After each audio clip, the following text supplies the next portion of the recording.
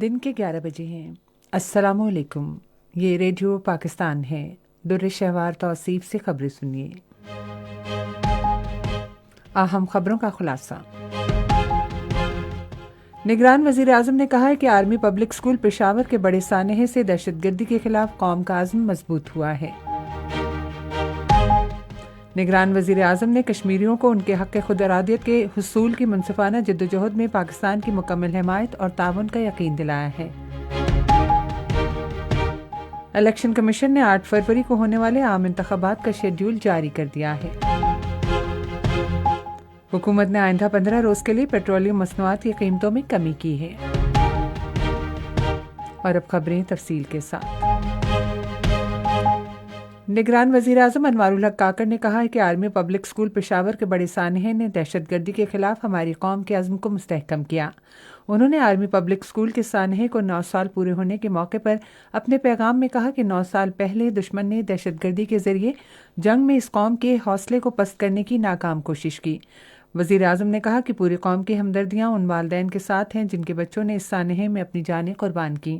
انہوں نے کہا کہ بزدل دہشت گرد اس قوم کو کبھی شکست نہیں دے سکتے۔ انہوں نے کہا کہ قوم دہشت گردی کے خلاف جنگ جیت چکی ہے اور اس نے ملک میں شورش اور انتشار پھیلانے والے دشمنوں کے تمام حربوں کو ناکام بنا دیا ہے۔ انوار الحق کاکڑ نے کہا کہ پاکستانی قوم تمام شرپسندوں کے خاتمے تک اپنی سیکیورٹی فورسز کے ساتھ کھڑی ہے۔ وزیر اعظم نے کہا کہ قوم، پولیس، رینجرز اور پاک فوج سمیت تمام سیکیورٹی فورسز کے اہلکاروں کو خراج عقیدت پیش کرتی ہے جنہوں نے اس سانحے کے بعد دہشت گردوں کو ان کی کمین گاہوں سے تلاش کیا اور ان کا خاتمہ کیا۔ آرمی پبلک اسکول پشاور پر دہشت گردوں کے حملے کے سانحے کو آج 9 سال مکمل ہو گئے۔ آرمی پبلک اسکول میں شہید طلبہ اور اساتذہ کے لیے خصوصی دعاؤں اور فاتحہ خوانی کا اہتمام کیا جا رہا ہے۔ 2014 میں آج ہی کے روز آرمی پبلک اسکول پشاور پر 6 دہشت گردوں کے حملے میں طلبہ اور اساتذہ سمیت 147 معصوم افراد شہید ہو گئے تھے۔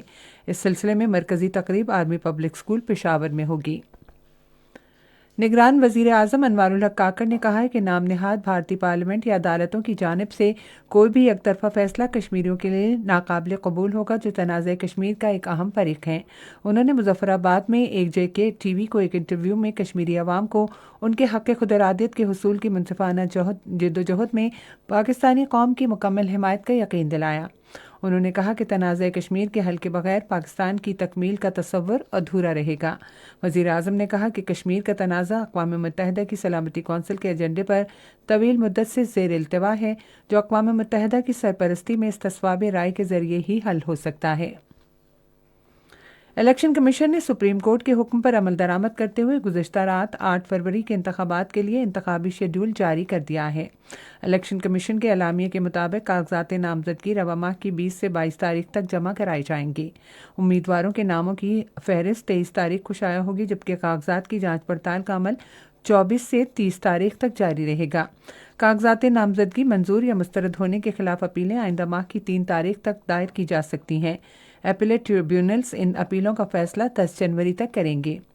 امیدواروں کی نظر ثانی شدہ فہرست آئندہ ماہ کی 11 تاریخ کو شائع کی جائے گی اور امیدوار اپنے کاغذات نامزدگی 12 تاریخ تک واپس لے سکیں گے۔ الیکشن کمیشن سیاسی جماعتوں کو انتخابی نشان اگلے ماہ کی 13 تاریخ کو الاٹ کرے گا جبکہ 8 فروری کو ووٹ ڈالے جائیں گے۔ اس سے پہلے سپریم کورٹ کی 3 رکنی بینچ نے چیف جسٹس قاضی فائز عیسیٰ کی قیادت میں بیوروکریسی سے لیے گئے ریٹرننگ افسروں اور ڈسٹرکٹ ریٹرننگ افسروں کی تقرری کے خلاف لاہور ہائی کورٹ کا فیصلہ معطل کر دیا۔ الیکشن کمیشن نے لاہور ہائی کورٹ کے فیصلے کو چیلنج کیا تھا۔ نگران حکومت نے آئندہ 15 روز کے لیے پیٹرولیم مصنوعات کی قیمتوں میں نمایاں کمی کا اعلان کیا ہے۔ فائنانس ڈویژن کی پریس ریلیز کے مطابق پیٹرول کی قیمت میں 14 روپے اور ہائی سپیڈ ڈیزل کی قیمت میں 13.5 روپے فی لیٹر کمی کی گئی ہے۔